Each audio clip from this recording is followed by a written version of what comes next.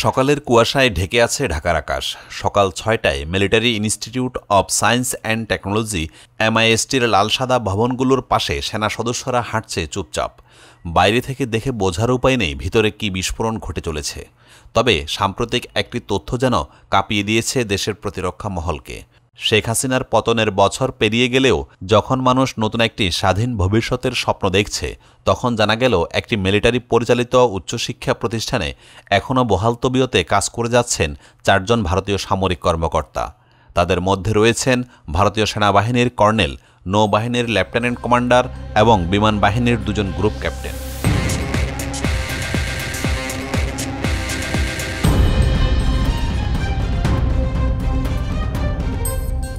এদের নাম প্রকাশ পেয়েছে MISTর নিজস্ব ওয়েবসাইটে। কর্নেল অরিন্দম চ্যাটার্জি ভারতীয় সেনাবাহিনীর প্রতিনিধি, লেফটেন্যান্ট কমান্ডার টি গোপী কৃষ্ণ ভারতীয় নৌবাহিনীর কর্মকর্তা, গ্রুপ ক্যাপ্টেন সিদ্ধার্থ শঙ্কর পাঁচনায়েক ও গ্রুপ ক্যাপ্টেন NS মান্না দুজনে ভারতীয় বিমান বাহিনীর উচ্চপদস্থ কর্মকর্তা। তথ্য অনুযায়ী 2022 সাল থেকে তারা এইখানে শিক্ষকতা করছেন। শেখ হাসিনার শাসনকালে নিয়োগপ্রাপ্ত হলেও এখন প্রশ্ন উঠছে, সরকার পাল্টে যাওয়ার পরও কেন তারা বহাল থাকলেন। আর সবচেয়ে ভয়ের ব্যাপার হলো, তারা কেউই ইতিহাস বা সাহিত্য শেখাচ্ছেন না। তারা কর্মরত রয়েছেন MISTর সবচেয়ে স্পর্শকাতর বিভাগে, কম্পিউটার সায়েন্স অ্যান্ড ইঞ্জিনিয়ারিংয়ে, যেখানে প্রতিনিয়ত কাজ হয় সশস্ত্র বাহিনীর IT system, encryption, cyber command এবং অভ্যন্তরীণ যোগাযোগের সফটওয়্যার নিয়ে।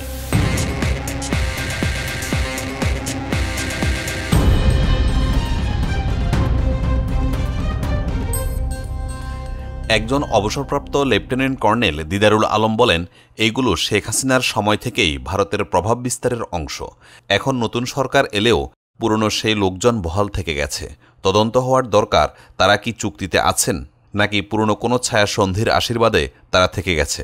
বিশ্লেষকরা বলছেন, বিদেশি সেনা কর্মকর্তারা সরাসরি সেনানিবাসের অভ্যন্তরে অবস্থান কোনোভাবেই সাধারণ ঘটনা নয়।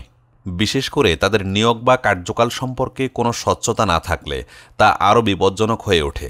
জাতীয় নিরাপত্তা বিশ্লেষকরা বলছেন, এই তথ্য যদি সত্য হয় তবে বাংলাদেশ তার সামরিক প্রযুক্তি, সাইবার নিরাপত্তা, এমনকি যুদ্ধকালীন প্রস্তুতির অনেক অজানা বিষয় ভারতীয় গোয়েন্দা সংস্থার কাছে ফাঁস করে ফেলেছে।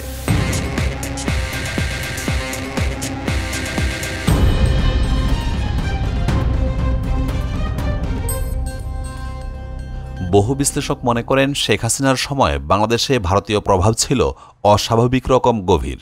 পররাষ্ট্রনীতি থেকে শুরু করে প্রতিরক্ষা ও বাণিজ্য, প্রায় প্রতিটি স্তরে ভারতীয় উপস্থিতি ছিল নিশ্চিত ও জেকে বসা।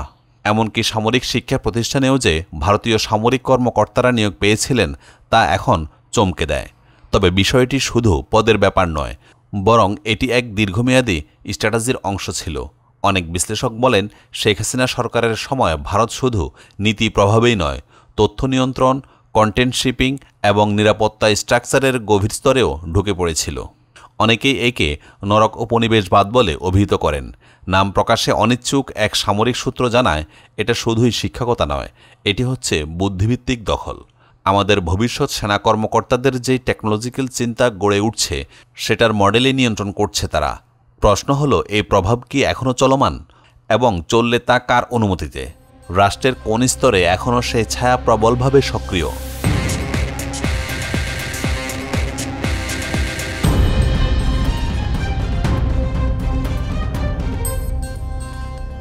নতুন সরকার যে এই বিষয়টি জানে না তা অসম্ভব, কিন্তু তারা এখনও পর্যন্ত কোনো ব্যাখ্যা দেয়নি, কোনো পদক্ষেপও নেয়নি। এই নীরবতা ঘিরে রাজনৈতিক মহলে প্রশ্ন উঠেছে, এ কি কৌশলগত নিশ্চুপতা নাকি কোনো অদৃশ্য চাপে পড়ে থাকা দুর্বলতা?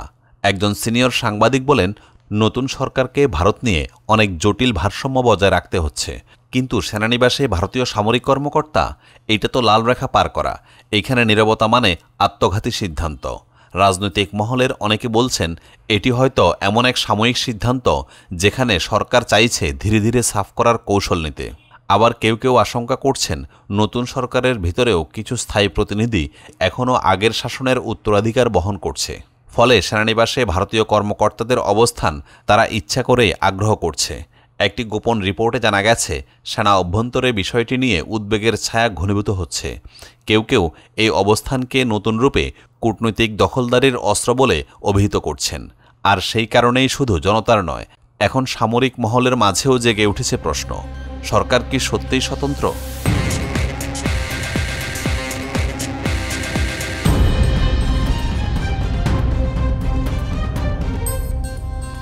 বিশ্লেষকরা বলছেন এই ঘটনা বড় কোনো আন্তর্জাতিক জাল বুননের ইঙ্গিত হতে পারে। বাংলাদেশে ভারতের আধিপত্য কেবল রাজনৈতিক নয়, একটি বুদ্ধিভিত্তিক ও সামরিক কৌশলের অংশ। শেখ হাসিনা সরকারের সময় এই পরিকল্পনা চূড়ান্ত হয়েছিল এবং এখনও হয়তো সেই ছায়ার অপারেশনাল ইউনিটগুলো সক্রিয়। বিশ্বব্যাপী এখন তথ্যই সবচেয়ে বড় অস্ত্র, আর যদি সেই তথ্য উৎপন্ন হয় সেনাবাহিনীর কম্পিউটার ল্যাবে এবং তার উপর নিয়ন্ত্রণ থাকে অন্য কোনো দেশের, তবে একে নীরব শত্রুতা না বলে আর কি বলা যায়?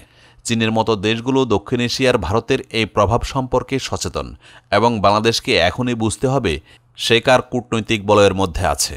সঠিক সময়ে যদি সিদ্ধান্ত না আসে তাহলে টুমোরো নেভার কামস শুধুই একটি কাব্যিক দুঃস্বপ্ন হবে না, হয়ে উঠবে বাস্তব বিপর্যয়ের দাম। প্রফেসর ইউনূস সরকার যদি এই বিষয়গুলো ছেটে না ফেলে তাহলে ভবিষ্যতের স্বাধীন বাংলাদেশ আসলে হবে একটি আধা নির্ভরশীল দেশ।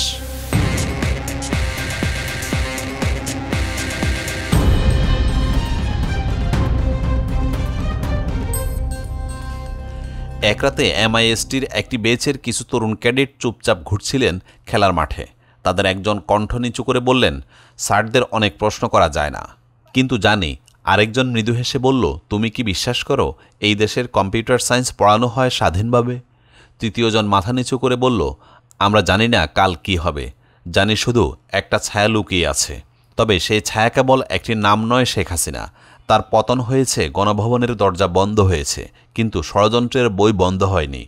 এখন শোনা যাচ্ছে তিনি দিল্লিতে বসে ভারতীয় প্রধানমন্ত্রী নরেন্দ্র মোদীর সাথে মিলিত হয়ে তৈরি করছেন আরেক নীল নকশা। বাংলাদেশের প্রতিরক্ষা ও প্রশাসনকে আবারও পুরনো ছায়ায় ঢেকে দিতে চাইছে এই যুগল ষড়যন্ত্রের জুটি। গুঞ্জন রয়েছে পিলখানায় যে 57 সেনা কর্মকর্তাকে একসাথে হারানো গেল, সেই ট্র্যাজেডির পিছনেও নাকি ছিল শেখ হাসিনার নীরব ইঙ্গিত।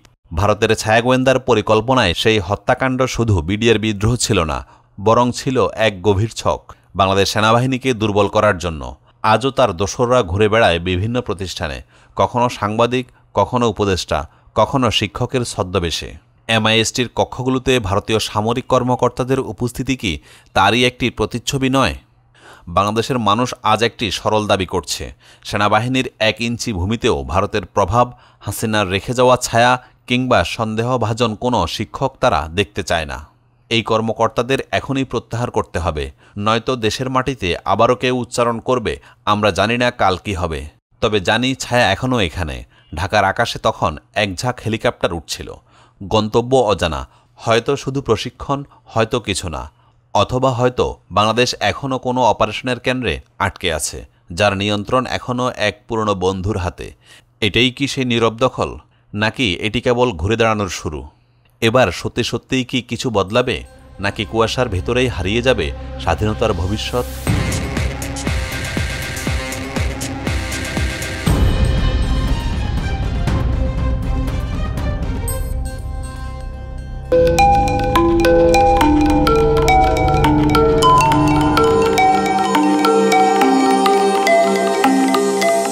টেক টিভি, দেশ ও দশের কথা বলে।